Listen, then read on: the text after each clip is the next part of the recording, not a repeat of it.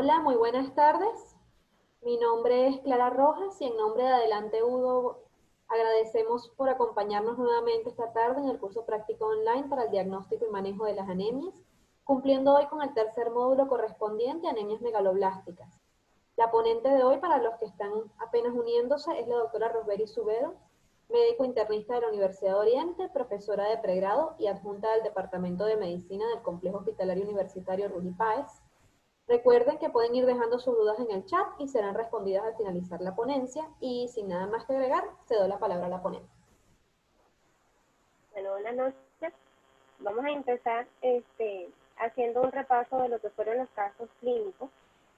Lo que pasa es que no tengo aquí a la mano cuáles fueron sus respuestas, pero vamos a ir revisando y luego podemos en la plataforma ver cuáles fueron las respuestas de los que pudieron realizar. Entonces, el primer caso clínico, un hombre de 64 años de edad consultó al servicio de urgencias por presentar adinamias, fatigabilidad, palpitaciones desde hace aproximadamente 2 meses, quien viene exacerbado haciéndose intolerable en los últimos días.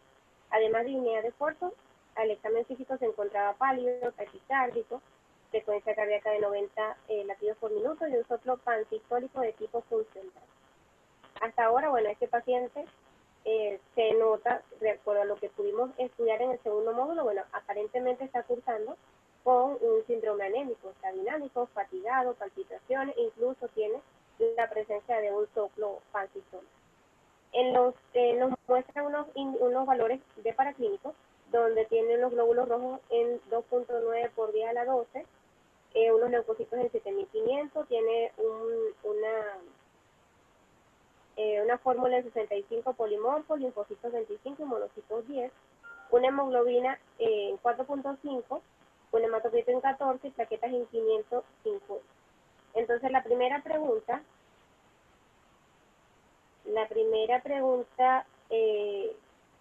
del caso clínico es: ¿cómo clasificaría la anemia según el volumen corpuscular y la concentración de hemoglobina corpuscular media?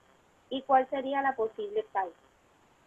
Es, quería con esto que hiciéramos el ejercicio de sacar el volumen corpuscular medio y la concentración de hemoglobina con las fórmulas que les di en el primer módulo. Pero me comentan los muchachos que no hubo respuestas en la plataforma.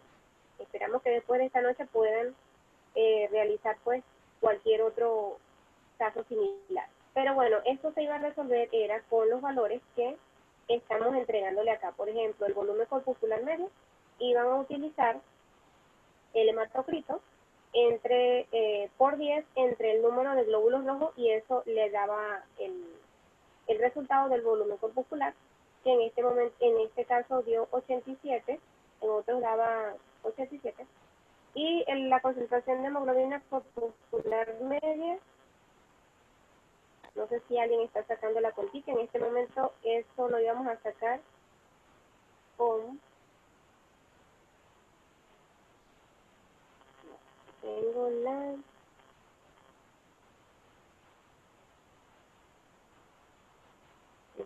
entonces la hemoglobina corpuscular media la íbamos a obtener utilizando hemoglobina por 100 entre el hematocrito. Entonces volvemos,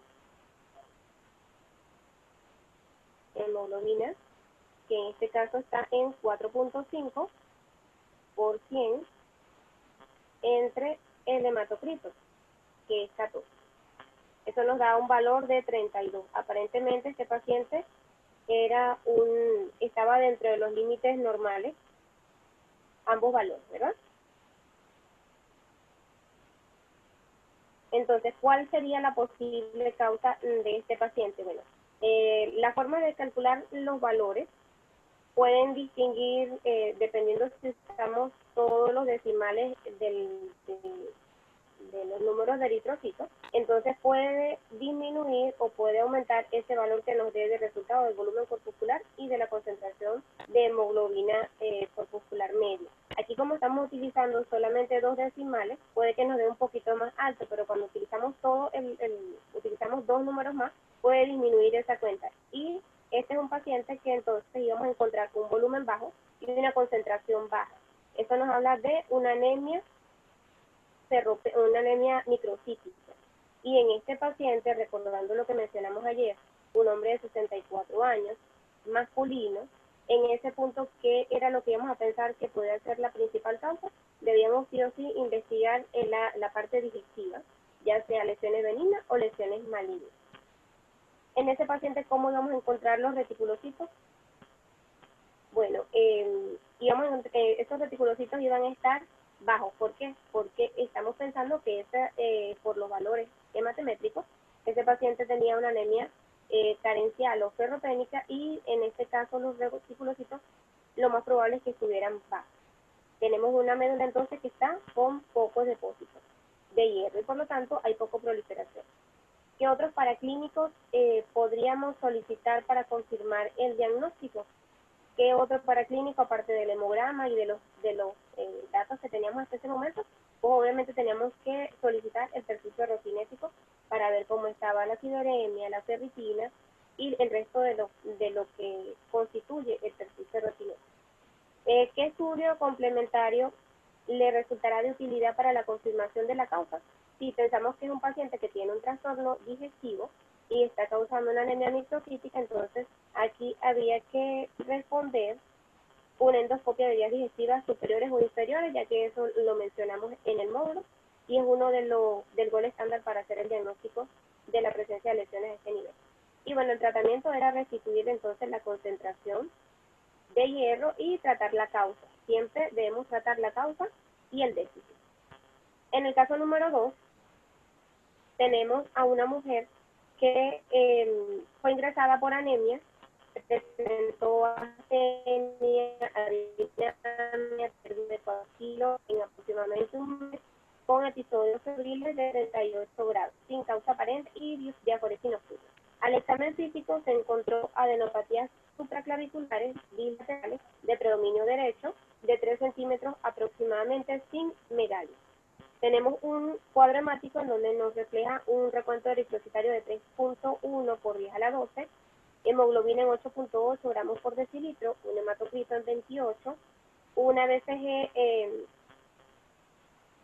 un volumen corpuscular medio, aquí hubo un error, un volumen corpuscular medio de 80 centilitros, los reticulocitos estaban en 0,8%, recordemos que ese valor está dentro de lo normal, hasta ahora llevamos valores eritrocitarios normales.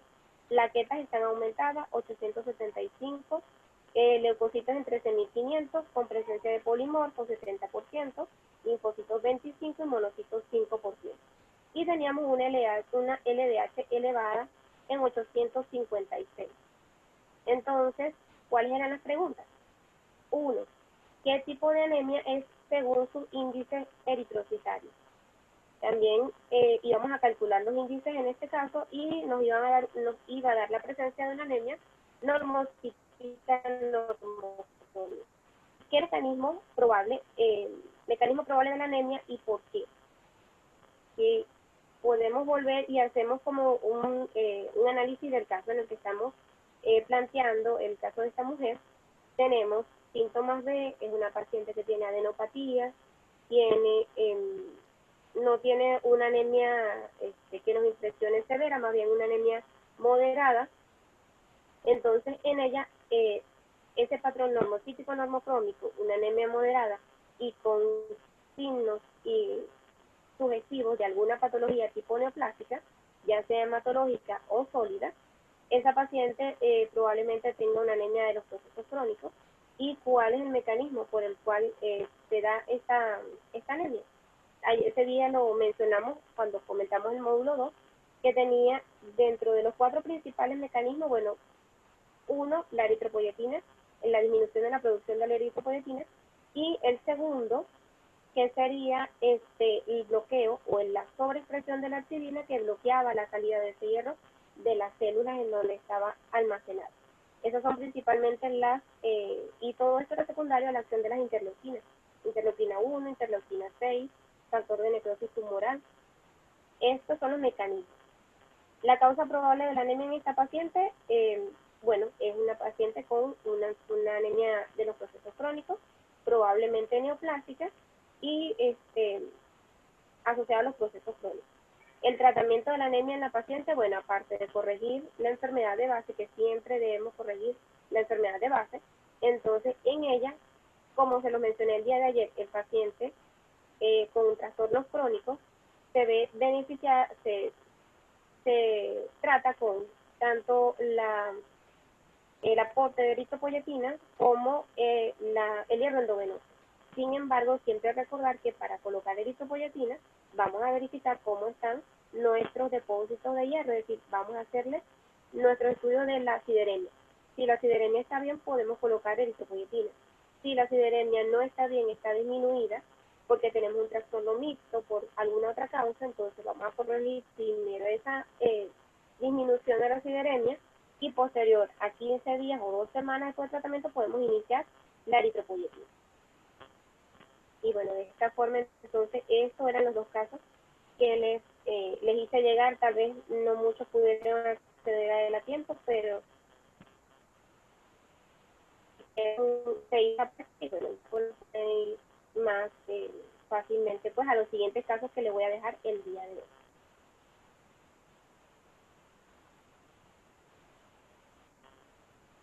Ya va a ser, se cierre.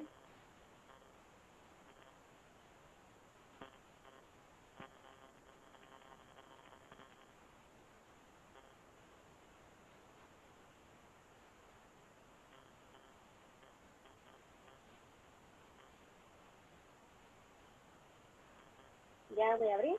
Y bueno, vamos a iniciar nuestro tercer módulo. Este es el tercer módulo con el que los voy a acompañar. A partir del día de mañana, bueno, nuestro querido doctor Eduardo Santos es el que nos va a deleitar con las ponencias y bueno, esperamos que todos puedan disfrutar de ella. Hagamos el esfuerzo de estar en la presentación y si no, bueno, disfrutarla también en la plataforma.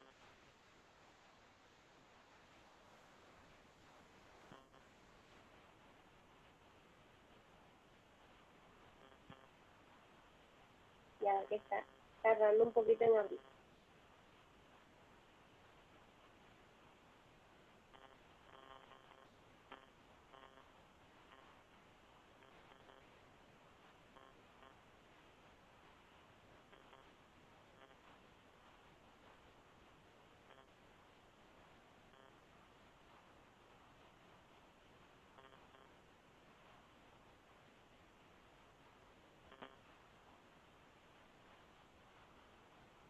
Ok.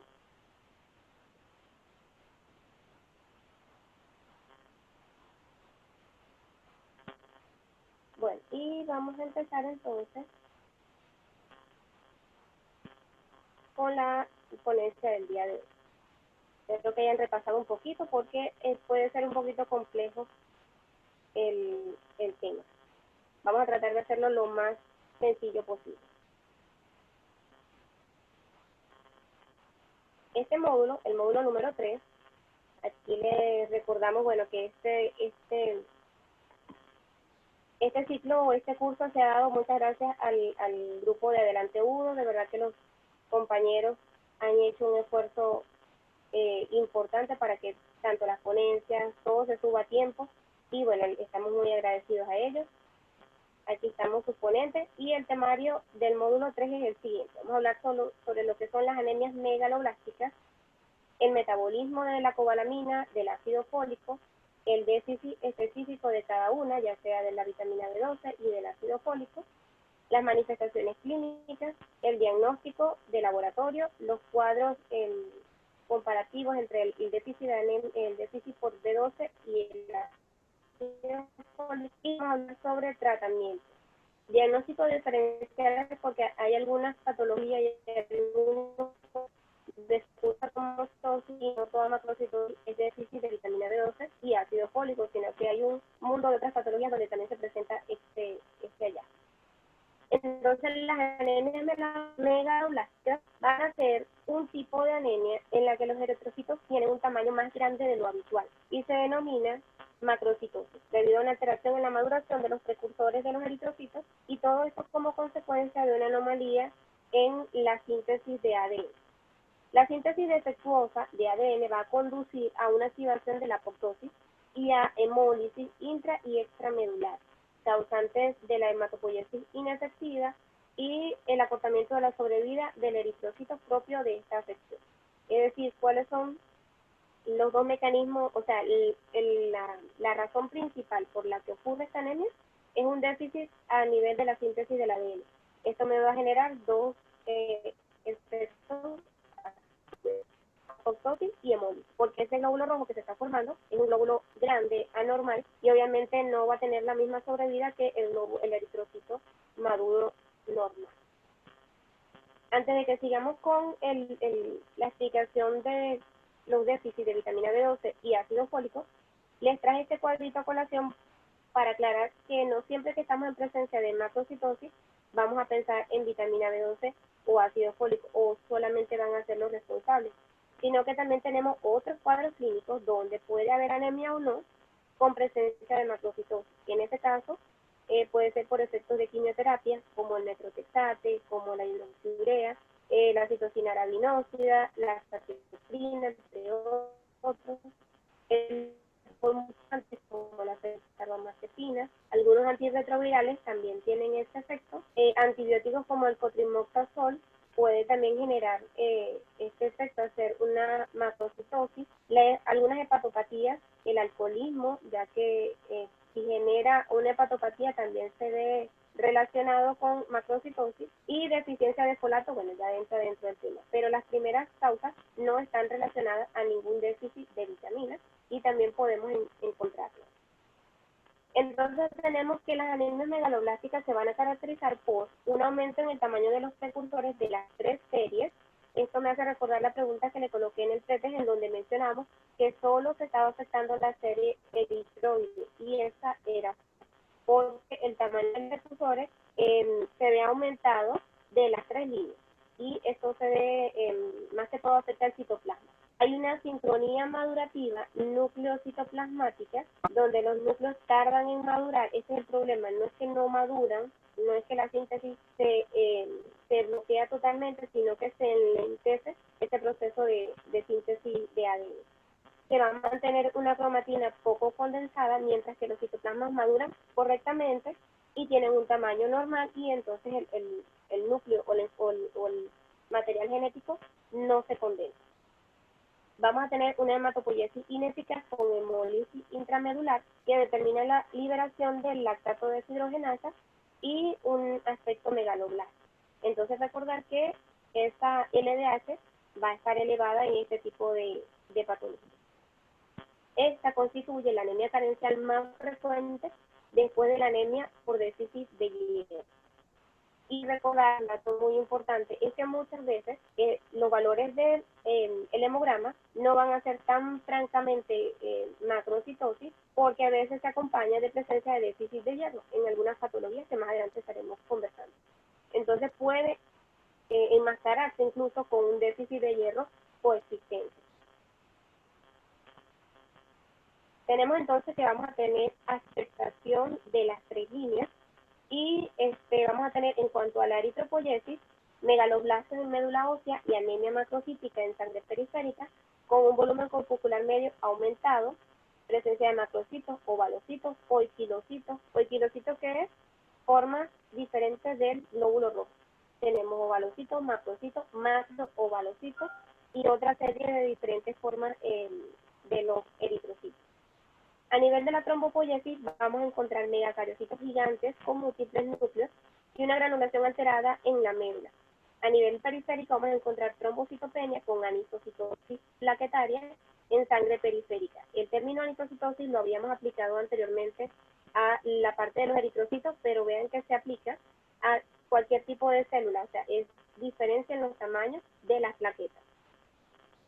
Esto, cuando se utilizan contadores electrónicos en los laboratorios, nos puede dar la falsa cantidad de una trombocitopenia, porque ellos miden, tienen un ratio pues de tamaño de la plaqueta, y si la plaqueta no mide eso, no se cuenta. Entonces muchas veces, como tenemos diferentes tamaños de plaquetas, no es que no tenemos plaquetas, entonces puede haber un valor falso o subjetivo de trombocitopenia. Tenemos en cuanto a la granulopoiesis, vamos a tener precursores gigantes en médula ósea, leucopenia con elementos hipersegmentados. Esto es muy importante.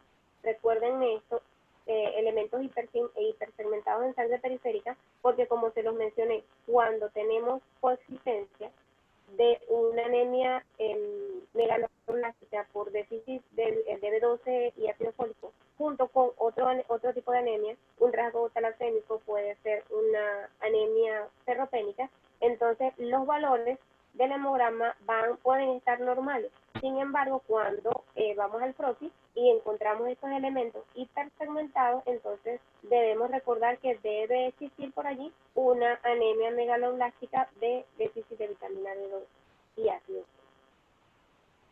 Aquí se ve el PROTI como qué es lo que podemos encontrar.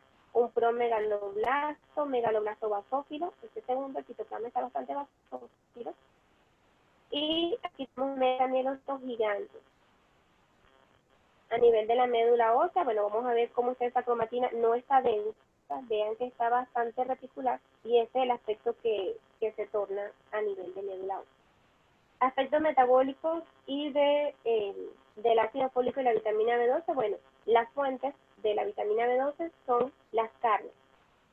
Tenemos los animales herbívoros, en los animales herbívoros a través de las bacterias se forma la vitamina B12, quienes son ingeridos por los otros animales carnívoros y finalmente nosotros en la dieta ingerimos ese segundo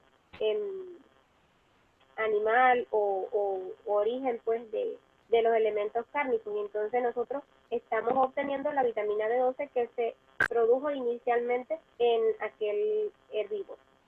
Entonces la obtenemos a partir de la carne y el ácido fólico a partir de plantas y también a partir de algunos de los productos lácteos, derivados lácteos también.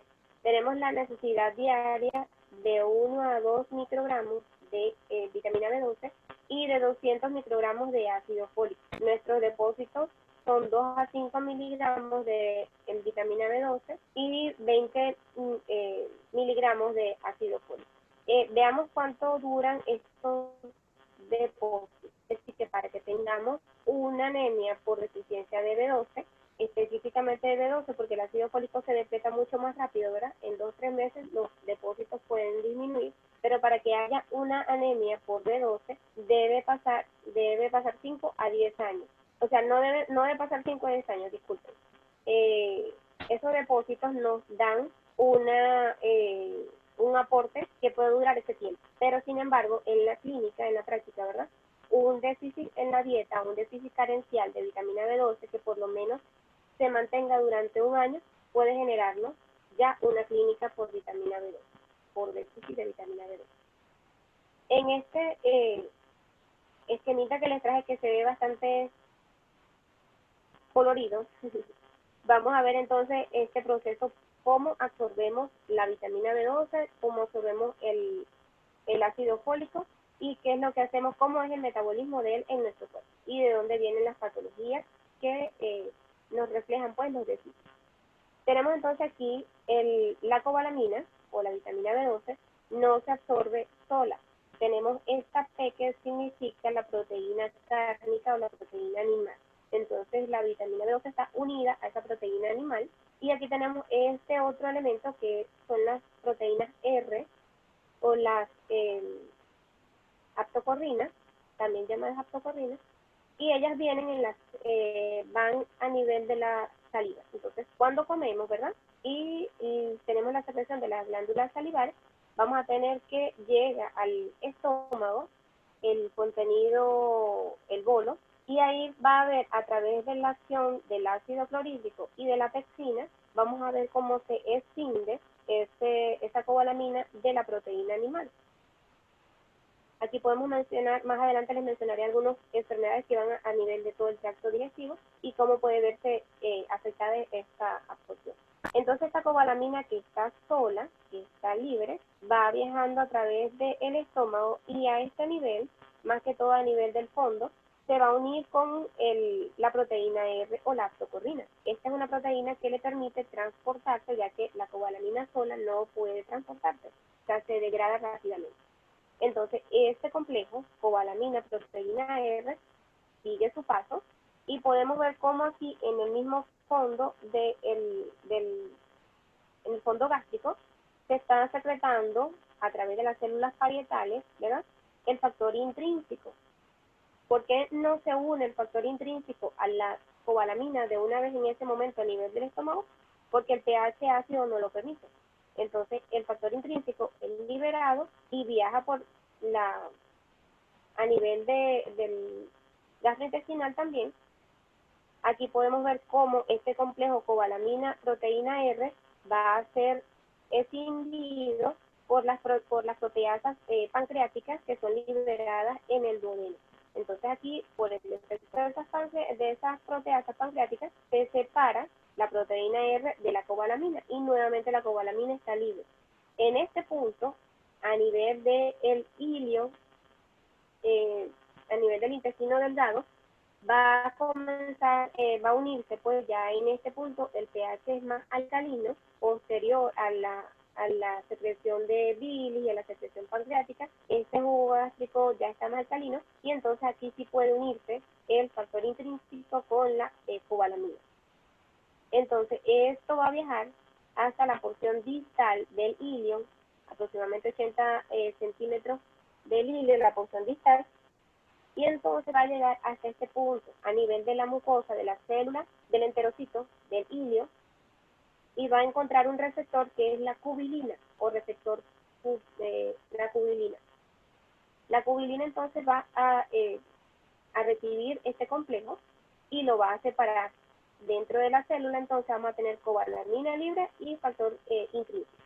Esta cobalamina va a pasar al torrente sanguíneo y no va a ir sola, sino que va a ir transportada por la transcobalamina 2.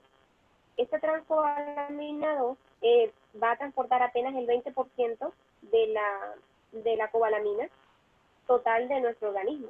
Hay otro porcentaje que está siendo transportado por nuevamente las aptocorrinas o las transcobalaminas 1 y 3, que no son, ¿qué es lo importante o qué es lo importante de saber el papel de la transcobalamina 2 y diferenciarla de las otras?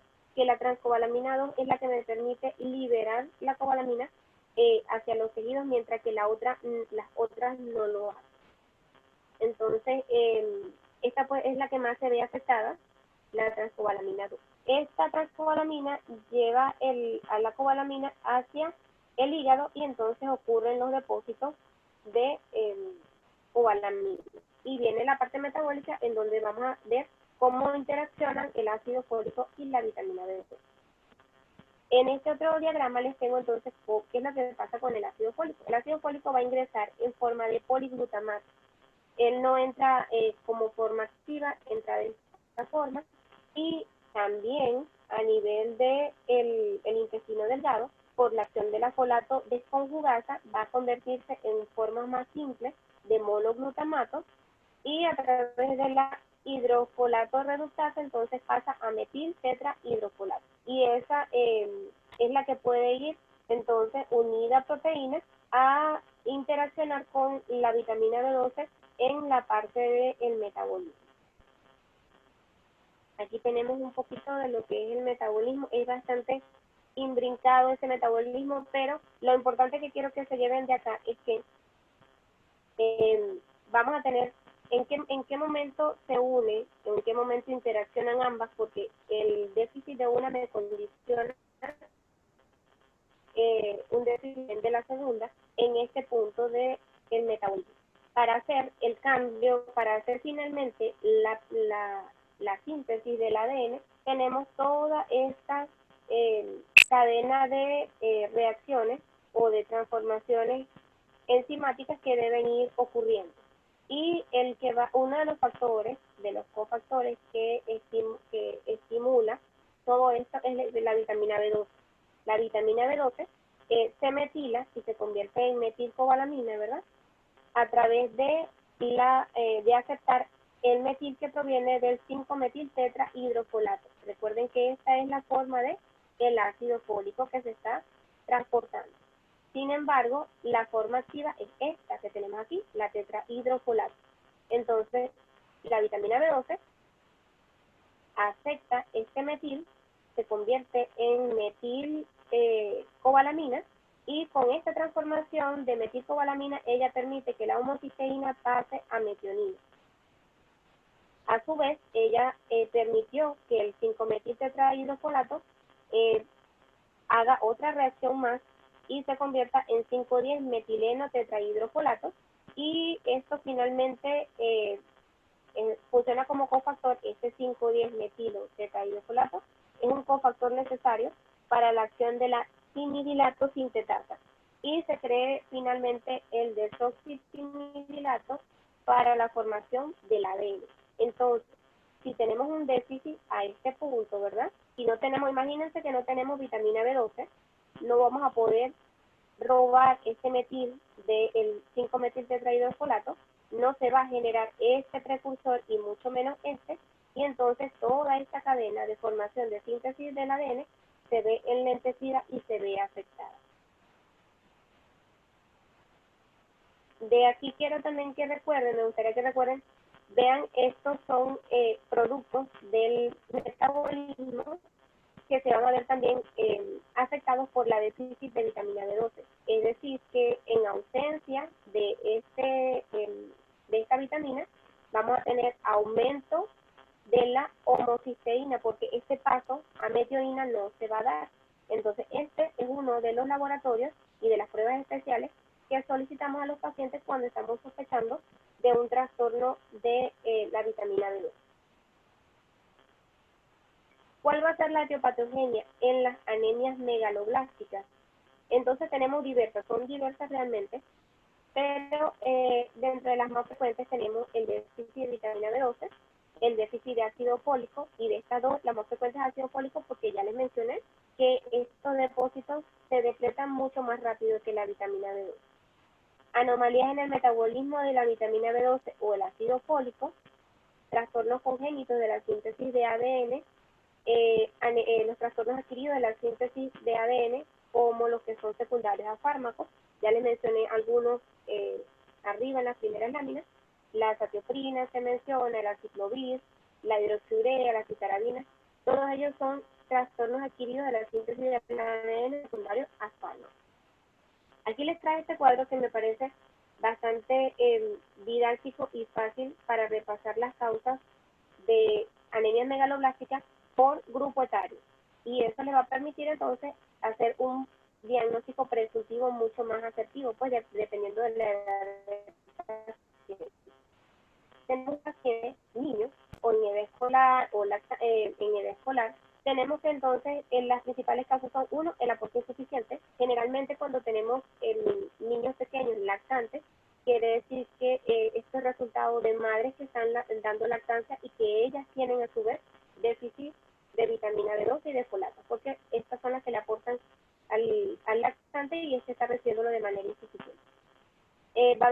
Puede haber una enfermedad de malabsorción, como en la enfermedad celíaca. Tenemos también la presencia de parasitosis y algunas enfermedades genéticas, como lo son el factor intrínseco gástrico, la enfermedad de la transcobalamina 2, la tocorrina, la cobalamina CB1A, y todos estos que son defectos congénitos, pero bueno, se van a ver en este tipo de pacientes, más que todo en los niños. En las embarazadas, este déficit la causa de la anemia megaloblástica se va a dar por un aumento en la demanda. Recuerden que vamos a tener una gestación en evolución y hay un aumento de la demanda. Y los signos de un déficit de ácido fólico lo podemos ver en el feto con un pobre cierre del tubo neural. En malabsorción o parasitosis también pueden presentar utilización de medicamentos como el trimetrofin sulfamethoxazol, que genera también anemias megaloblásticas, y en ellas, bueno, podemos tener vegetarianismo o una dieta vegetariana estricta, también pudiese causar con deficiencia. En los adultos podemos tener interferencias metabólicas, medicamentos, quimioterapia, la anemia perniciosa adquirida, en donde vamos a tener una afectación de la relación del factor intrínseco y la vitamina B12, un consumo prolongado de inhibidores de bomba de protones, que ahorita tengo un esquema bien explicadito sobre por qué ellos pueden producir eso, las enfermedades crónicas y cirugía del aparato digestivo. Y en adultos muy añosos tenemos entonces siempre vamos a pensar en un aporte insuficiente, frecuentemente de ácido fólico, y una gastritis crónica atrófica también pudiese ser. Esto es la anemia perniciosa también, que es muy frecuente en la década de los 70, alrededor de los 70 años. Deficiencia de B12 por falta de factor intrínseco, esta es la anemia perniciosa. Entonces, en este pequeño esquema tenemos que bien diagramado cómo van a ser las diferentes causas, debido a qué y en qué punto del metabolismo se pueden dar. Entonces, primero, siempre, una insuficiencia a nivel de la ingesta o una carencia a nivel de la ingesta, ya sea por deficiencia de la leche materna o ya sea una ingesta deficiente por un vegetariano estricto. Aquí vamos a tener la primera causa.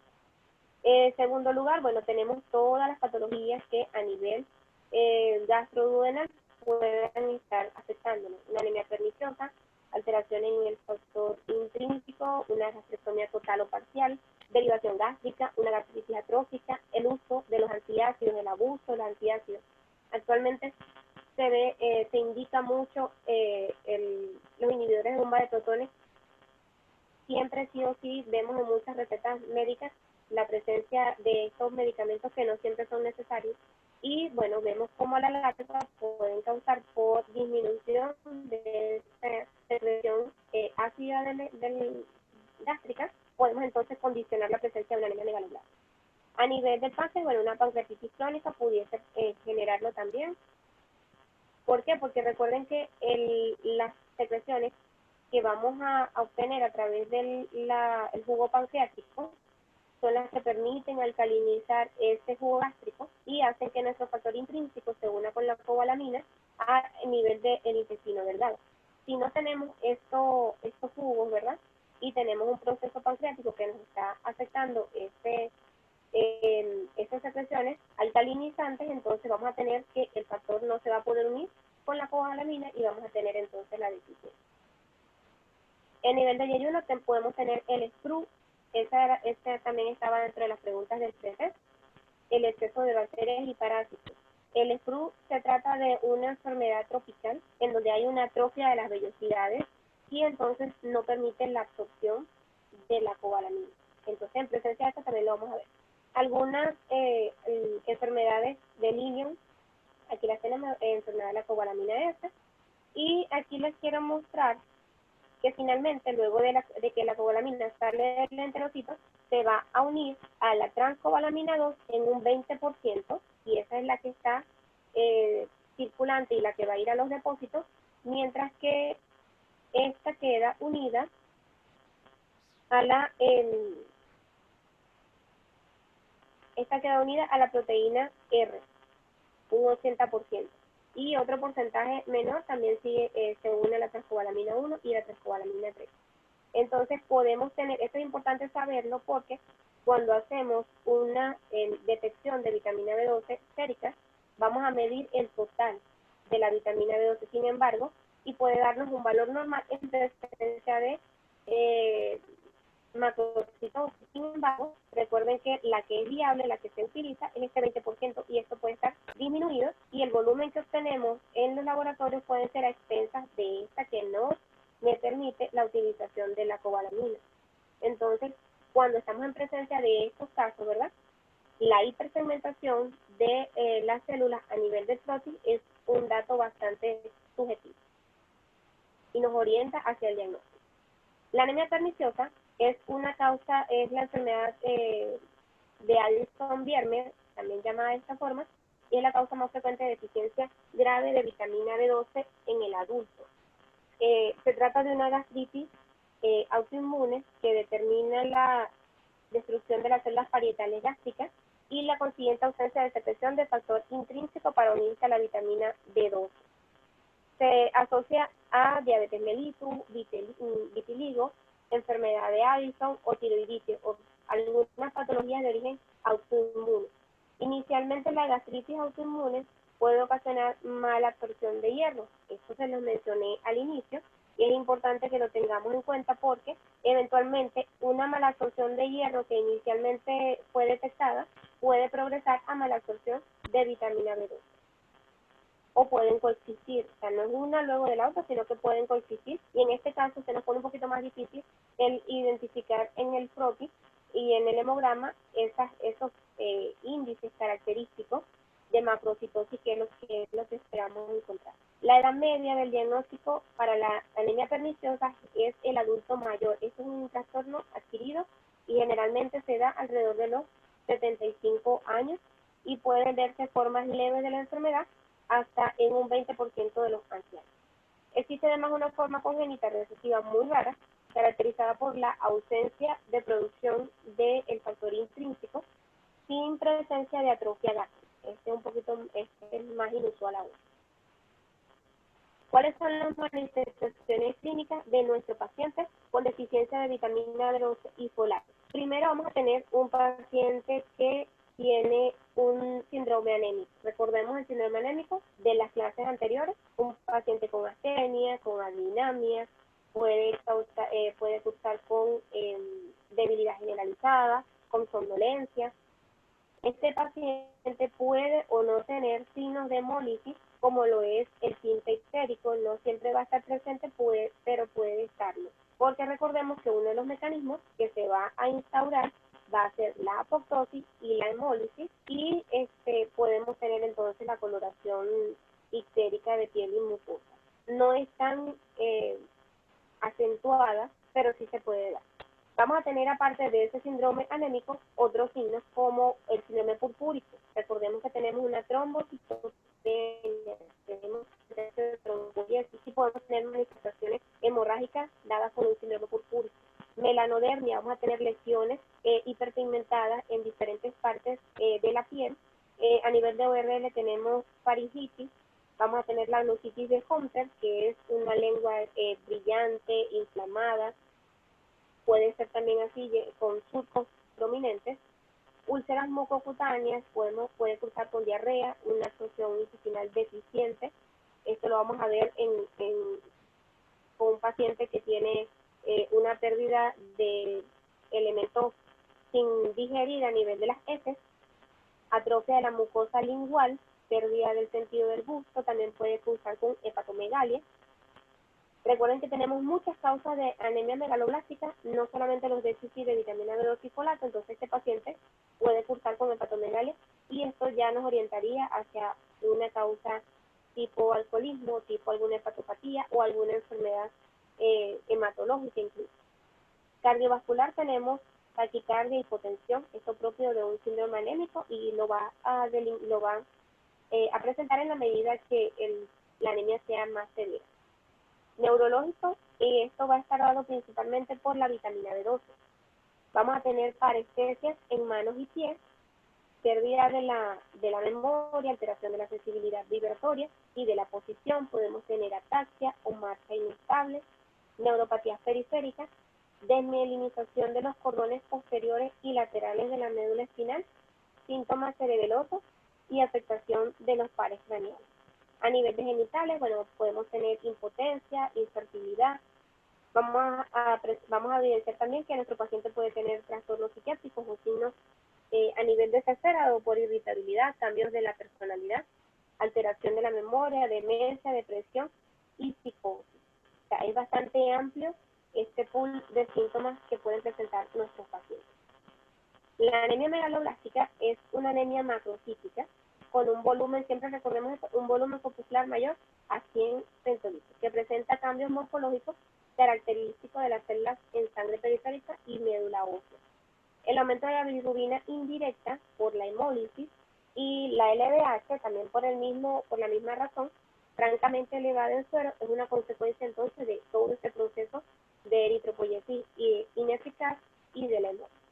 Entonces vamos a tener en sangre periférica cómo vamos a encontrar eritrocitos con forma o macrocitos, macroovalocitos, ovalocitos, células deformes fragmentadas. Esto es muy importante. Neutrófilos hipersegmentados, eritrocitos nucleados. Eso nos dice que hay una médula que está tratando de enviar elementos o no se está dando la maduración adecuada, y entonces tenemos en sangre periférica eritrocitos nucleados. Tenemos además una anemia que por lo general es macrocítica, pero normocítica o microcítica si se acompaña, como les mencioné, de deficiencia de hierro o talasemia. En este caso, recordar este punto anterior, que no lo tiene la anemia ferropénica, que no lo tiene la talasemia, los cuerpos segmentados y los neutrófilos hipersegmentados. La leucopenia, trombocitopenia, podemos tener leucopenia, trombocitopenia o disminución de todas las líneas, que sería ancitopenia. La concentración elevada de lactato deshidrogenasa y la bilirrubina indirecta y una aptoglobina disminuida. La médula ósea va a estar hipercelular, una eritropoiesis megaloblástica con grados variables de displasia y cromatina nuclear inmadura. Recordemos que esos glóbulos rojos que se están formando no tienen una adecuada síntesis de ADN y la cromatina, el material genético, va a tener un aspecto inmaduro. La determinación de las vitaminas como parte de este diagnóstico. Ya sabemos cuál va a ser la determinación de la célula y cómo va a estar el hemograma, cómo va a estar nuestra médula ósea, y ahora vamos a hacer la determinación de las vitaminas. ¿Qué es lo que vamos a pedirle a esos pacientes a nivel sérico? Bueno, se le va a pedir los niveles séricos de ácido fólico, tanto sérico como eritrocitario, la vitamina B12 plasmática, el ácido metilmalónico, la homocisteína, la lactato deshidrogenasa y la aptoglobina. Este generalmente es el pool de laboratorios que le solicitamos a este paciente. ¿Cómo van a estar estos? Normalmente tenemos que tener en cuenta que hay una diferencia en este ácido fólico sérico y eritrocitario. El ácido fólico va a estar disminuido en el déficit de ácido fólico, aunque hay en algunas oportunidades que el sérico puede estar normal y el eritrocitario es el que es más sensible y este va a estar disminuido. Entonces, cuando solicitemos, tratemos de pedir siempre el eritrocitario, es el que siempre va a ser más confiable entre los dos, porque aunque este esté normal, el eritrocitario sí me va a mostrar la depresión. La vitamina B12 puede estar normal en el déficit de folato o disminuida, y obviamente va a estar disminuida en la vitamina B2. ¿Por qué colocamos normal en este cuadrito? Porque colocamos normal por lo que les mencioné. Cuando el paciente se le mide vitamina B12, no estamos midiendo la fracción que está unida a transcobalamina 2, estamos midiendo toda la B12. Entonces puede que los otros, la concentración del resto de la cobalamina sea suficiente para que esté en un rango normal y nos dé un falso normal. Sin embargo, tenemos más adelante, les voy a mostrar cómo podemos hacer en esos casos. Aquí tenemos cuando estos valores, estos son los principales que solicitamos, estas son pruebas especiales, el ácido metilmalónico y la homocisteína, porque son pruebas costosas, no son de rutina. Sin embargo, para poder dar un diagnóstico certero, bueno, la solicitamos. Vamos a tener el ácido metilmalónico aumentado y la homocisteína muy aumentado. ¿Por qué? Porque esto no está haciendo el paso a metionina y entonces se está acumulando este producto.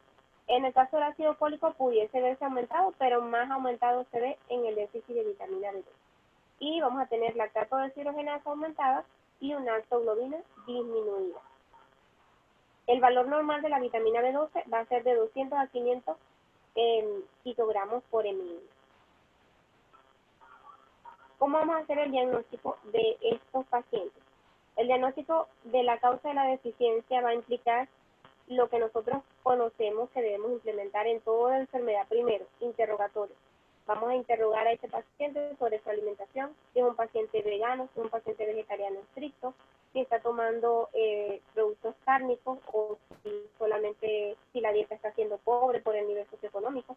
Vamos a preguntar el hábito dietético, si está sometido a alguna dieta estricta, si tiene hábitos alcohólicos acentuados, si tenemos también contactos con algunos agentes químicos o drogas, si es un paciente sometido a quimioterapia con algunos antibióticos como el cotrimoxazol. Hay que interrogar todos estos ítems porque sabemos que está relacionado con anemias macrocíticas y que son diagnósticos diferenciales. Enfermedades médicas, quirúrgicas, antecedentes importantísimos de resecciones quirúrgicas a nivel del tracto gastrointestinal, antecedentes familiares en aquellos pacientes y más que todo en edades, en los escolares, en los niños, donde vamos a identificar los antecedentes de enfermedades congénitas, pues también, en donde se vean anemias megaloblásticas, pues, todas las que les mencioné que son de tipo congénito, vamos a estudiar y vamos a buscar los antecedentes familiares de este paciente. Al examen físico, evidenciar los signos de anemia, signos de hemólisis. Vamos a ver, importantísimo, que este paciente determinemos si estamos en presencia de síntomas neurológicos, que es lo que me apoya la presencia de una anemia por cobalamina o por vitamina B12. Lo que no está presente en una anemia por folar. Debemos recordar eso, una anemia, ellas tienen ambas características muy similares, sin embargo, la clínica neurológica es predominante de el déficit de vitamina B12, no así en folato. Entonces debemos interrogar bien, hacer bien nuestro examen físico y explorar vibración, tenemos que ver la marcha de nuestro paciente, ver el tono muscular, ver si tenemos, interrogar parestesia, identificar bien nuestro examen neurológico, incluso la esfera mental, y podemos entonces pasar a los exámenes complementarios. Me parece que este paciente tiene, por el interrogatorio, antecedentes familiares y examen físico, un cuadro anémico, entonces vamos a solicitar nuestro laboratorio. Nuestro hemograma, ya sabemos cuáles son los hallazgos que vamos a encontrar en el hemograma, nuestros paraclínicos, donde vamos a evidenciar el déficit de las vitaminas, los estudios especiales que pueden ser la determinación del ácido metilmalónico y la homocisteína. ¿Por qué menciono aquí imágenes?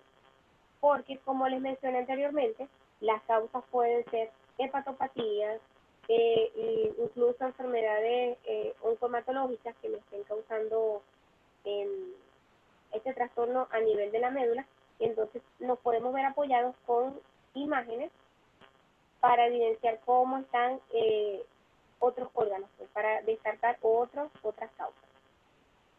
Instrumentales, porque también podemos hacer procedimientos como las endoscopias, y entonces pudiésemos evidenciar las atrofias de la mucosa gástrica en el SPRU, podemos ver alguna lesión a nivel del tracto gástrico e intestinal, a nivel de eso, con la ayuda de esos estudios pues, endoscópicos.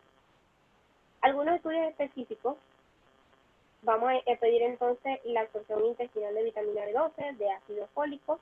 Aquí les menciono el test de Chilling. Ese test de Chilling realmente está en desuso, ¿verdad? No lo utilizamos en la práctica diaria, no se solicita. Sin embargo, es bueno conocerlo porque, bueno, fue parte de la historia del estudio, pues, de esta enfermedad. ¿Cómo se hacía el test de Chilling o cómo se realiza?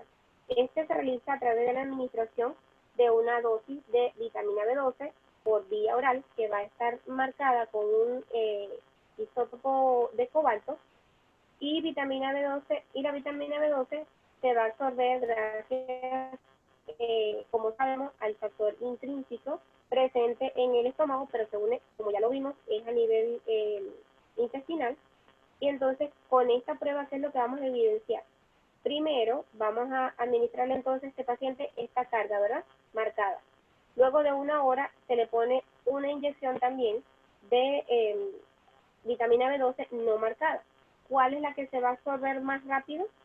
Entonces, el cuerpo va a requerir alrededor de unas 10 inyecciones de vitamina B12 en un tiempo prolongado. Sin embargo, este aporte que le estamos colocando vía intramuscular va a saturar mucho más rápido los receptores. Se va a unir a los receptores y entonces vamos a ver si una vez que finalmente se hace la absorción de la cobalamina que ha sido marcada, que va a ser más lenta, vamos a esperar entonces ver cómo se elimina en la orina. Vamos a tratar de buscar esa vitamina B12 marcada en la orina. En el paciente con anemia perniciosa, ¿verdad? Debido a una alteración, vamos a tener una disminución de la excreción de esa vitamina B12 marcada, porque el problema de ese paciente va a ser la absorción intestinal. Entonces, a nivel intestinal no se va a absorber esa vitamina B12 y sí va a absorber la que fue administrada por vía parenteral. Ese es el test de Schilling y bueno, realmente no se usa en la práctica, pero es bueno que lo recordemos, que siempre leemos en la literatura el test de Schilling y es bueno conocerlo. Otro estudio específico, como les mencioné, la endoscopia digestiva alta. Vamos a solicitar, pero mucho menos frecuente, podemos solicitar el factor intrínseco, los anticuerpos antifactor intrínseco y anticélulas parietales gástricas. Podemos realizar biopsia de mucosa gástrica, de yeyuno y de iliocervina. En este caso, bueno, aquí les traigo a colación este pequeño, esta conducta que encontré también en la literatura, porque muchas veces no tenemos disponibles para realizar toda esta pantalla de laboratorios que no son de rutina, realmente son varios estudios especiales, y muchas veces el paciente puede decirnos, mire, no me lo puedo realizar, no tenemos este laboratorio en nuestro centro, o no podemos realizarlo por alguna razón. Entonces, si se hace imposible realizar los laboratorios, tenemos la posibilidad de hacer una prueba terapéutica, administrar una vitamina a la vez. Vamos a administrar primero la vitamina B12, porque no tendrá ningún efecto si hay deficiencia de ácido fólico. Entonces ahí podemos, si el paciente tiene deficiencia de ácido fólico y usted le administra vitamina B12, la clínica va a persistir igual. Mientras que con el aporte de ácido fólico mejora la anemia secundaria a ácido fólico y mejora también la anemia secundaria a vitamina B12. Sin embargo, vamos a recordar, muy importante, que no mejoran los síntomas neuropáticos porque esos deben ser, esos van a resolver con el aporte específicamente de B12. Entonces, cuando queremos hacer una prueba terapéutica, un paciente que tiene un hemograma con una anemia macrocítica, pero no tenemos cómo corroborar los niveles de vitaminas y mucho menos hacer otras pruebas especiales, podemos entonces hacer una prueba con ácido fólico solo. Si la persona mejora, entonces era un déficit de ácido fólico. Si no mejora, si mejora, pero si persiste la parte neurológica, entonces es déficit de vitamina B12 y le anexamos su vitamina B12. El tratamiento, vamos a tener dos objetivos con el tratamiento. Vamos a aportar la vitamina que está deficitaria y vamos a corregir la causa de la carencia. Es muy importante, siempre les he recordado en cada uno de los módulos, debemos corregir la causa porque va a ser un problema recidivante el trastorno anémico y no, si no se resuelve pues la causa subyacente. El primero de ellos puede que se resuelva, siempre vamos a aportar la vitamina necesaria y debería resolver el problema de forma transitoria. Sin embargo, muchas veces no logramos corregir la causa, porque si estamos en presencia de un trastorno congénito, es muy difícil de verdad que vayamos a corregir la causa. Por eso se dice que no siempre lo vamos a lograr, pero tratar en la medida de lo posible corregir esa causa. La dosis de ácido fólico es 1 a 5 miligramos por día. Tenemos presentaciones de hasta 10 miligramos de ácido fólico, pero vamos a recordar que nosotros no vamos a utilizar más de lo que es necesario. Y el cuerpo absorbe 1 a 2 miligramos máximo por día. Entonces, darle un poco mayor a este paciente, indicarle 10 miligramos de ácido fólico no tiene sentido. Debemos indicarle de 1 a 5 miligramos por día vía oral y en caso necesario, que haya alguna contraindicación, pues se le puede colocar de forma parenteral el ácido folínico en ampollas de 3 a 50 miligramos. Y la cianocobalamina, que es la presentación farmacológica de la cobalamina, vamos a indicarle a este paciente una dosis de 1000 microgramos día en inyección intramuscular profunda durante 2 semanas, luego una inyección semanal hasta que se corrija la anemia y posteriormente una al mes. Esta inyección profunda durante 2 semanas se hace interdiaria. Luego la inyección semanal hasta que corrija la anemia y posteriormente una inyección al mes. El tratamiento oral también se ha visto que es eficaz, sin embargo la dosis debe ser más alta y se sugiere que sea de 2000 microgramos al día. En pacientes con gastrectomía parcial o importante, alguna resección quirúrgica a nivel gastrointestinal, deben recibir una dosis profiláctica de 1000 microgramos microgramos vía intramuscular una vez al mes de por vida, porque ese paciente siempre va a estar haciéndonos una anemia megaloblástica. Y bueno, finalmente les traje un pequeño algoritmo para que nos ubiquemos en esta anemia y veamos rápidamente cómo puede ser la conducta médica en este caso. Entonces, una anemia macrocítica, ¿verdad? Tenemos un prótesis con displasia, megaloblástica y reticulocitosis, y puede ser también otro caso que sea una anemia macrocítica por alcoholismo o proteinopatía. Tenemos estas dos causas. Vamos a buscar entonces si tenemos reticulocitos disminuidos o normales. Vamos a pensar entonces en déficit de cobalamina y ácido fólico. Si estos están disminuidos, entonces vamos a hacer pruebas más especiales para confirmar y podemos entonces pedir los niveles de ácido metilmalónico y de homocisteína. Si no tenemos nada a este nivel, podemos incluso hacer los estudios de autoinmunidad, la biopsia gástrica, los anticuerpos contra células parietales y hacer el diagnóstico de anemia perniciosa. O si no, hacemos un frotis de sangre periférica y bueno, evidenciamos anemia megaloblástica. Si tenemos una cobalamina y un ácido fólico normal, vamos entonces a proceder a hacer un frotis, una biopsia de médula ósea, y entonces podemos descartar si estamos en presencia de un síndrome mielodisplásico o de una aplasia medular. Todas estas son trastornos a nivel medular que pueden ser transiciones entre hacia enfermedades linfo o mieloproliferativas. A veces tenemos expresiones de una citopenia, discitopenia, es decir, disminución de la hemoglobina y de las plaquetas, disminución de los glóbulos blancos aislados. Estos se llaman citopenias y pueden ser parte de síndromes mielodisplásicos que evolucionen algún tipo de leucemia. Por lo contrario, si tenemos los reticulocitos elevados, vamos a pensar que estamos en presencia de algún tipo de sangrado o de una anemia hemolítica.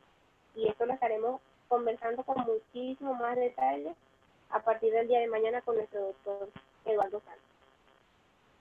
Bueno, finalmente les quiero compartir este último pensamiento. El buen médico trata la enfermedad, el gran médico trata al paciente que tiene la enfermedad. Seamos como ese gran médico que trata al paciente que tiene la enfermedad, porque no llevar el libro al paciente, sino llevar el paciente al libro. Tratar de individualizar nuestro paciente y, bueno, hacer un buen diagnóstico para no hacer daño, que es la meta de todo médico. Espero que de verdad les hayan sacado provecho a estos 3 módulos. Y bueno, todavía no termina el curso, pero nuestro doctor Eduardo Santos estará con nosotros el día de mañana y el día viernes con las anemias hemolíticas, así que todavía falta un poco para seguir disfrutando de este curso. Bueno, excelente la información, de verdad me gustó mucho el pensamiento del final. Si tienen alguna duda o algo así, pueden dejarlo por el chat. De lo contrario, daríamos por finalizada la ponencia de esta noche.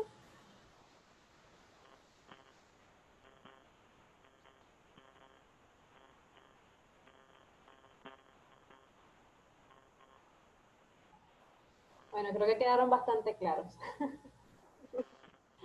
Entonces, les quería decir a los muchachos, estaremos pasando, esperamos que haya un poquito más de interacción, de verdad que queremos que sea mucho más participativo porque aclaramos dudas y les voy a estar dejando los casos clínicos de este módulo también, subiéndolos a la plataforma y bueno, esperamos su respuesta y a ver qué tal los resuelven.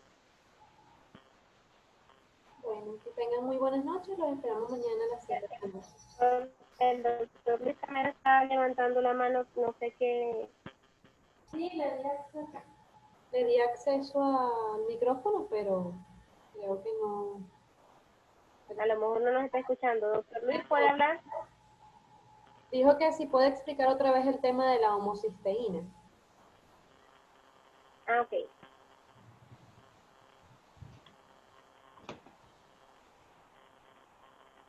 Esta parte se está viendo, ¿verdad? Estoy ahí.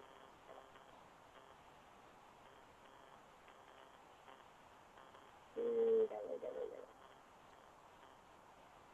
Aquí. La homocisteína, ¿verdad?